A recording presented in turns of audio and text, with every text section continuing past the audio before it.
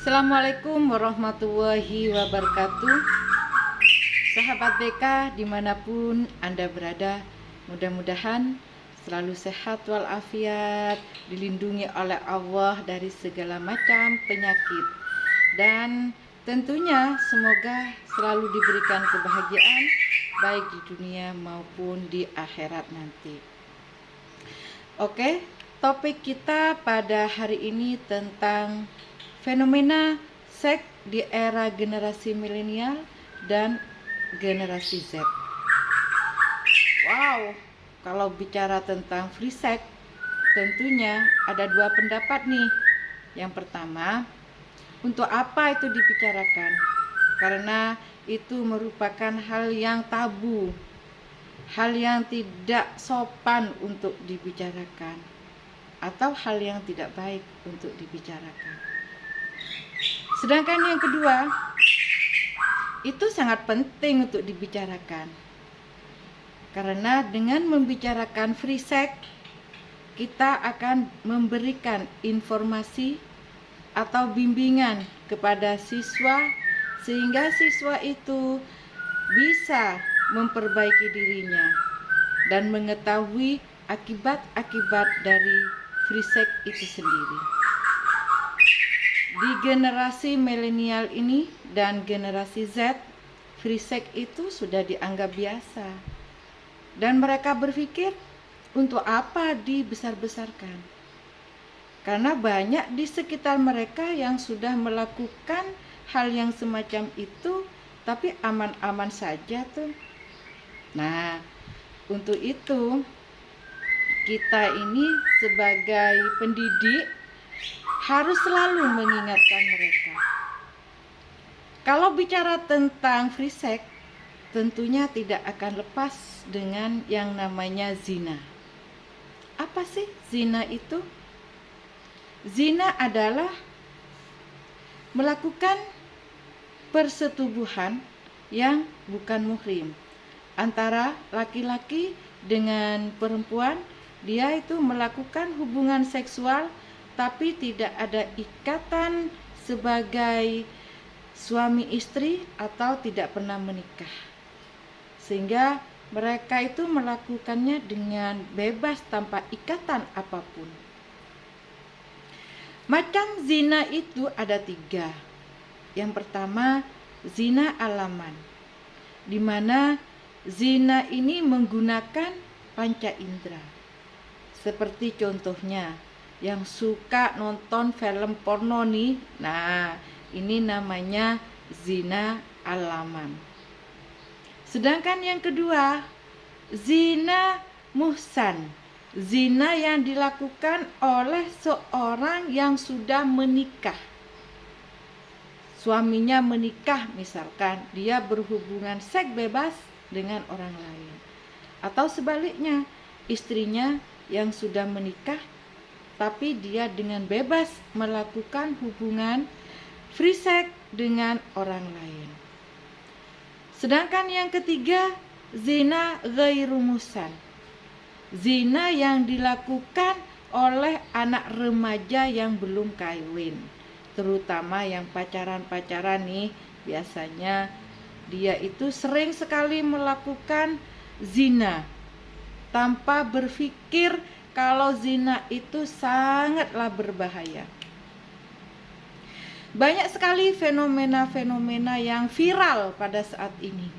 Salah satu contoh, remaja melakukan hubungan yang tidak punya norma sama sekali, tidak punya malu sama sekali.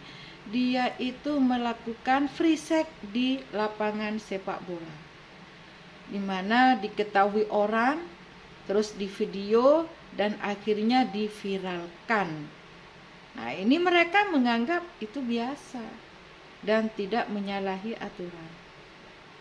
Ada contoh lagi, remaja tanpa malu-malu berzina di depan TV-nya. Walaupun ada orang tuanya yang melihat, dia tidak peduli. Biasanya kalau terjadi semacam ini terjadi kepada orang tua yang lemah, yang tidak bisa mendidik anaknya, dan tidak bisa memberikan contoh tauladan yang baik kepada anaknya. Sehingga anak melakukan free sex di depannya itu dibiarkan sama dia. Ini sangatlah hal yang sudah tidak berakhlak ya. Ada contoh lagi, remaja melakukan zina di masjid yang terekam dengan CCTV-nya masjid.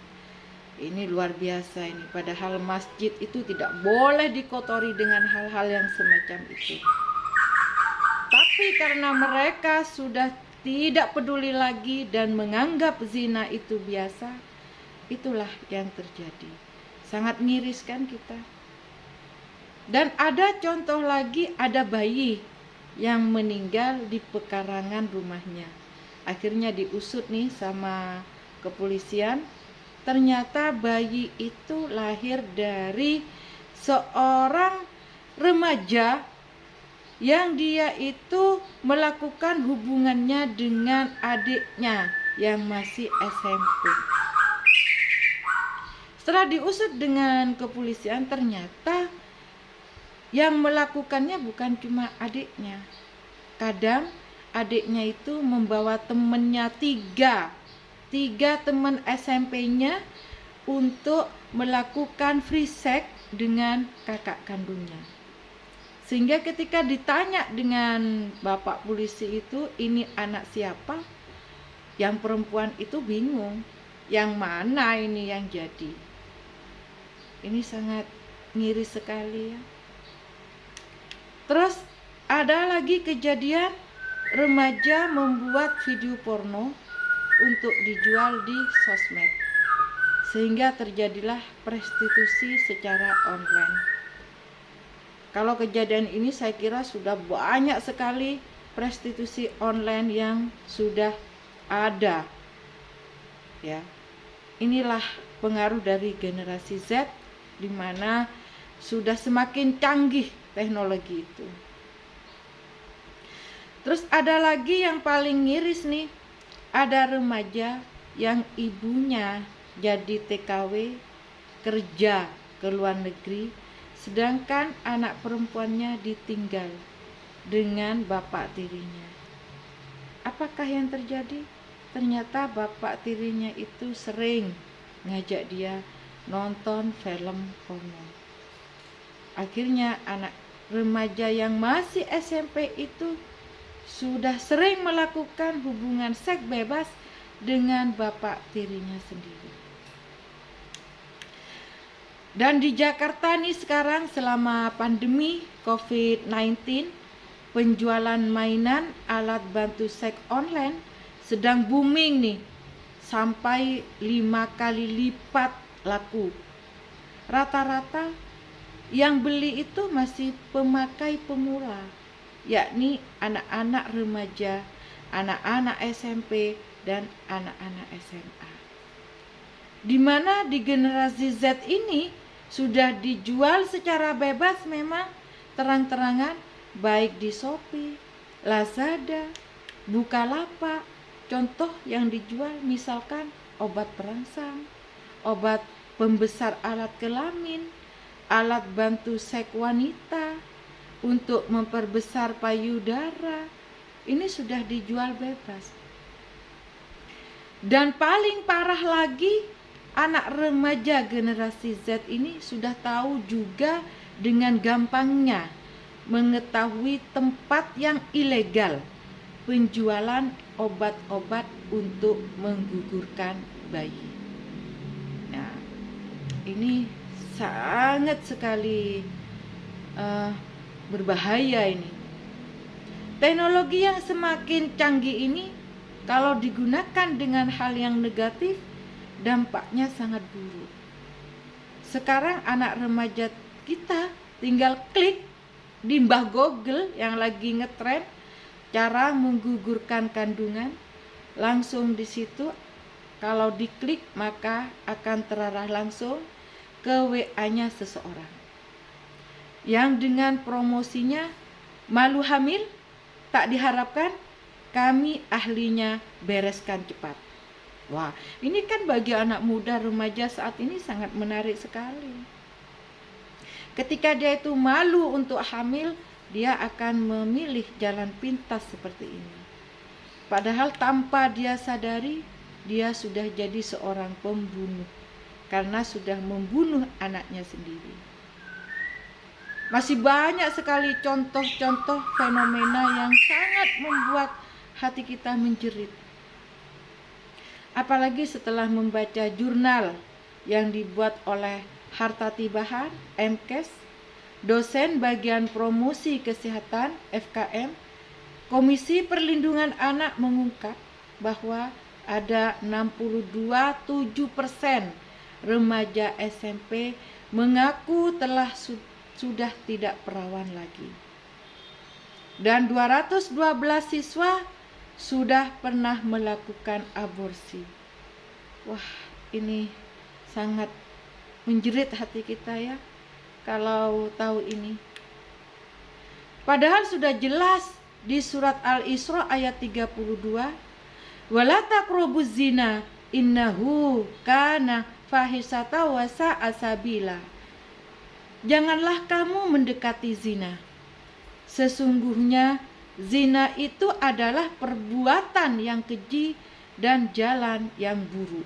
Sudah jelas di Al-Quran, di surat Al-Isra ayat 32, bahwasanya zina itu perbuatan keji dan buruk. Tapi kenapa mereka masih senang melakukannya? Dan di Al-Quran juga sudah dijelaskan hukuman bagi penzina.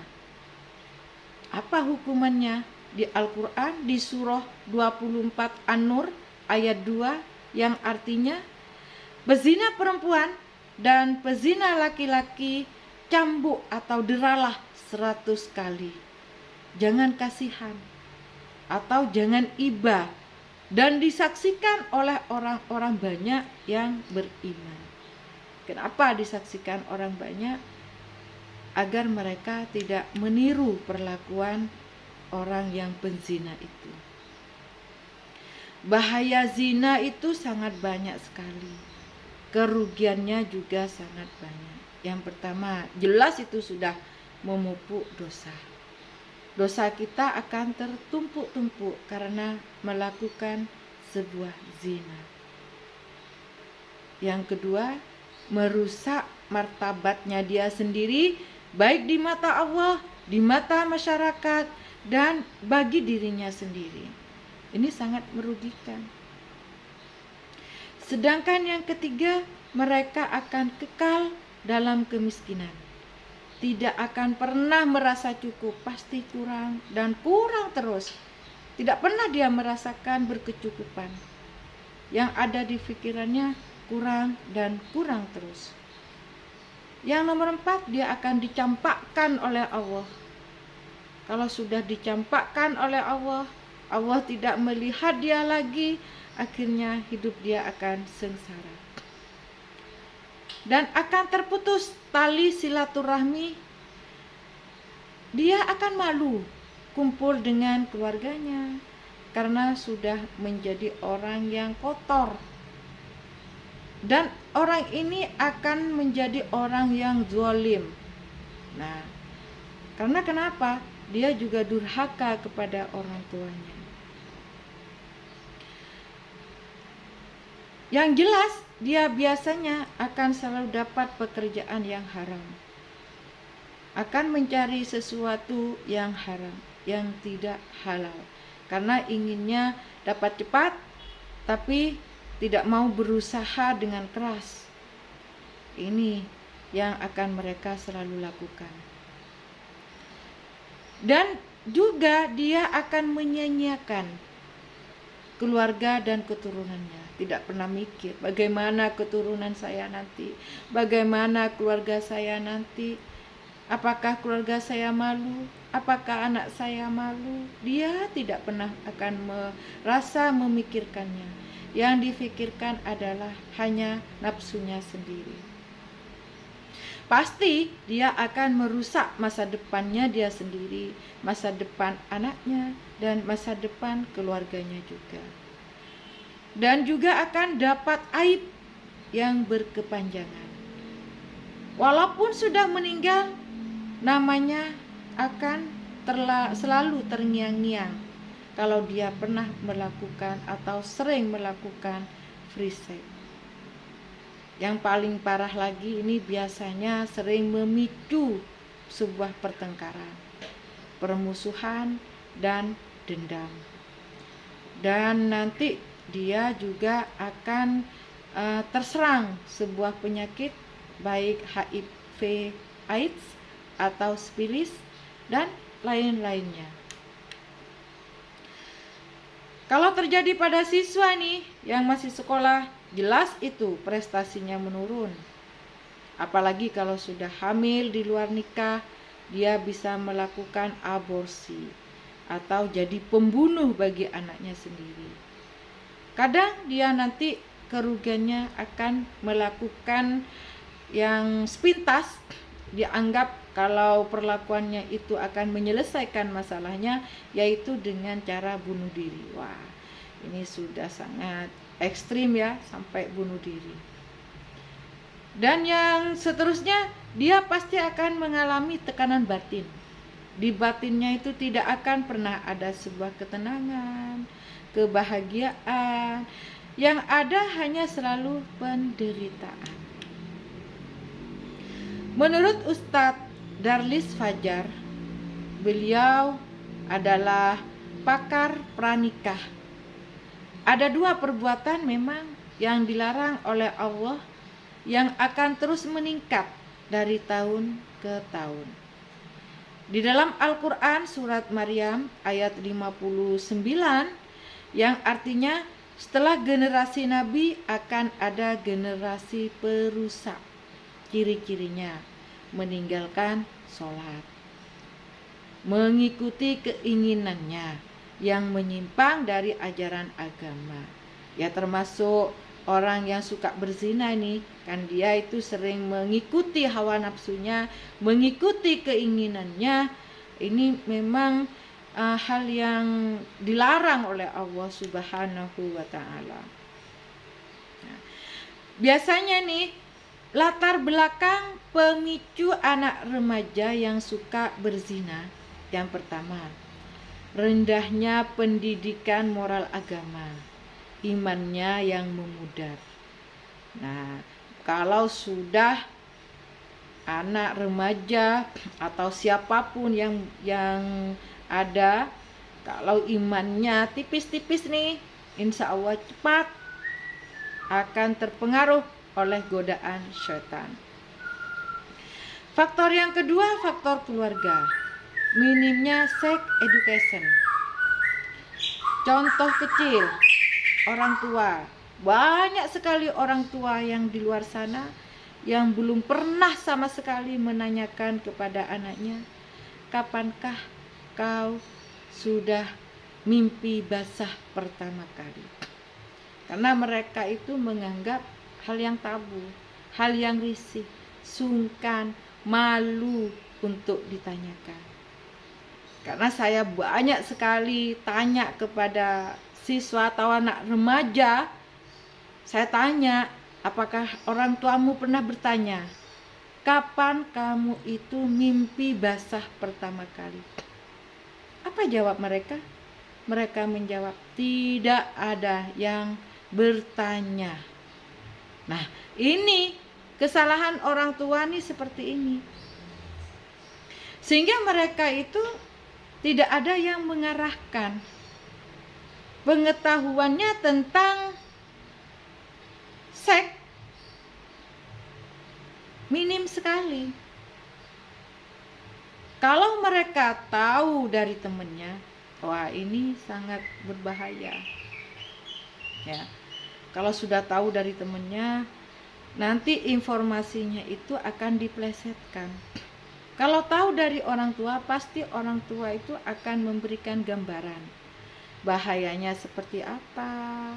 Kalau zina itu memang di Al-Quran itu tidak diperbolehkan, kerugiannya seperti apa. Tapi kalau dari temannya, pasti temannya bilang, wow enak sekali orang berzina itu. kayak di surga. Rugi kalau tidak merasakannya. Sehingga di bayangan anak-anak itu dia akan mau mencoba. Saya harus mencoba karena saya ingin tahu surga itu seperti apa. Nah, ini yang sangat tidak kita inginkan. Sekali mencoba, sekali terjerumus, mereka akan ketagihan selamanya. Nah, terus yang jelas lagi banyak dari faktor lingkungan, salah pergaulan. Nah, salah pergaulan di mana teman-temannya itu sudah sering melakukan seks bebas, akhirnya dia dibujuk, dirayu untuk melakukan juga. Yang paling ngetren itu karena memang pengaruh sosmed. Video-video porno yang beredar ini mempengaruhi sekali kepada anak remaja saat ini, sehingga mereka ingin meniru, ingin tahu bagaimana sih rasanya. Nah, ini yang sangat berbahaya kalau mereka tidak didasari dengan iman dan takwa kepada Allah Subhanahu wa Ta'ala. Nah, sekarang akan saya sampaikan juga bagaimana agar terhindar dari free sex. Yang pertama, jelas itu sudah kuatkan iman. Sholat 5 waktunya dijaga, kalau bisa jamaah, terutama yang dekat masjid atau dekat musola, itu kalau bisa sering-sering jamaah. Dan sering baca Al-Quran, zikir, sedekah. Sedekah itu tidak perlu dengan mengeluarkan uang, dengan tersenyum, dengan ikhlas kepada temannya, sering membantu temannya, itu sudah merupakan sedekah. Dan yang kedua, hindari lingkungan yang buruk. Jangan salah pergaulan. Ketika melihat ada teman-temannya yang suka melakukan free sex, lebih baik kamu mundur, tidak usah berteman dengan dia lagi.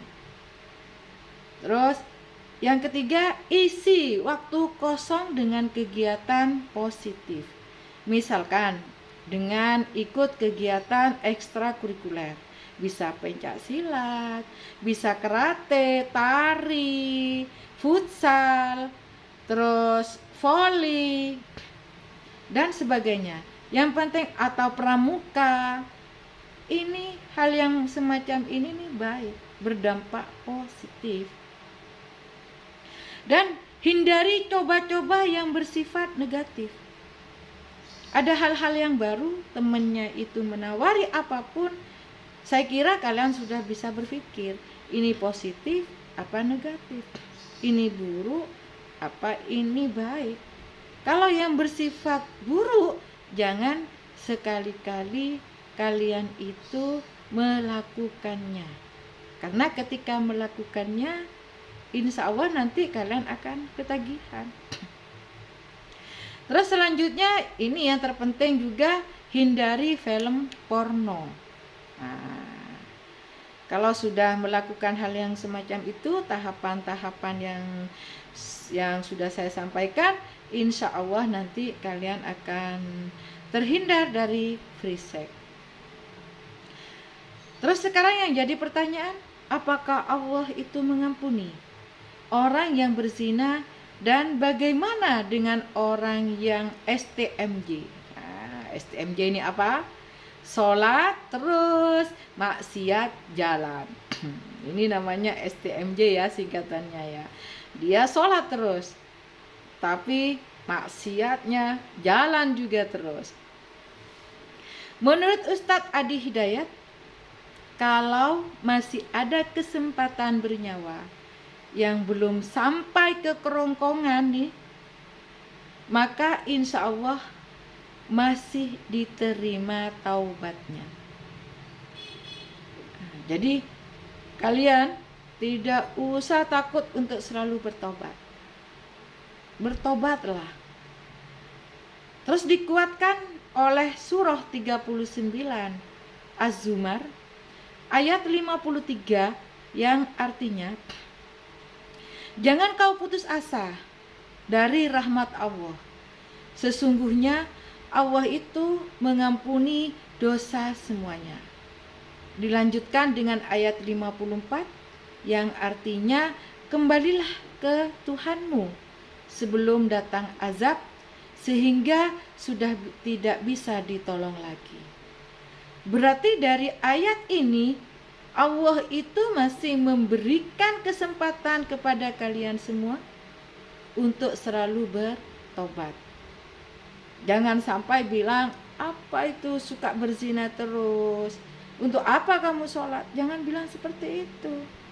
Tetaplah sholat. Siapa tahu dengan melakukan sholat terus, akhirnya kamu itu sadar dan tidak akan pernah melakukan zina kembali. Nah.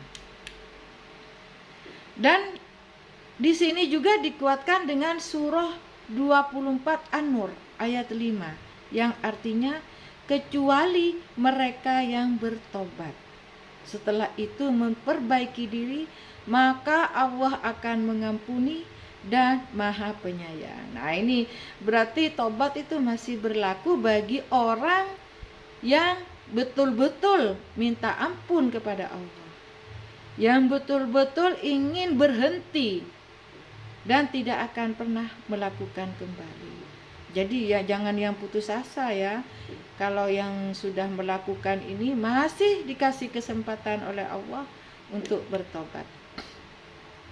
Oke, pesan saya dalam hal ini, semoga yang sudah terlanjur pernah melakukan free sex, mulai detik ini dia akan dapat hidayah, mudah-mudahan dapat hidayah dan bertobat, tidak akan melakukannya kembali. Karena seperti janji Allah, Allah itu akan selalu memberikan pengampunan. Dan yang belum melakukan, tolong lebih hati-hati lagi.